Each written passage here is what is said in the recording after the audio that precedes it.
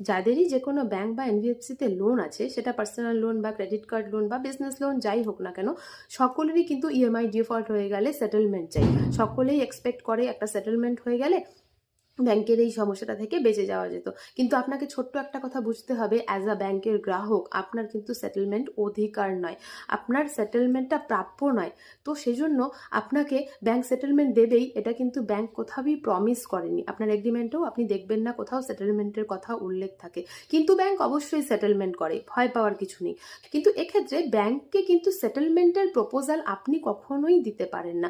Bank যখন দেখবে আপনার কাছ থেকে টাকাটা রিকভার করা কখনোই পসিবল নয়, তখন ব্যাংক আপনাকে সেটেলমেন্টের অফার দেবে এবং তখন আপনি অফারটা অ্যাকসেপ্ট করবেন। কিন্তু ততক্ষণ পর্যন্ত, যতক্ষণ পর্যন্ত এই সেটেলমেন্টের অফার আপনি পাচ্ছেন না, ততক্ষণ পর্যন্ত কিন্তু হাত গুটিয়ে বসে থাকলে চলবে না। আপনার এই ব্যাংকের লোন সংক্রান্ত যে সমস্ত কাগজপত্র আছে এবং যে সমস্ত নোটিশেস আপনি রিসিভ করেছেন এবং আপনি সেন্ড করেছেন, এই সমস্ত জরুরি কাগজ বিষয়ক কিন্তু একটা ফাইল আপনার কাছে খুব সুন্দর করে মেনটেন করতে হবে।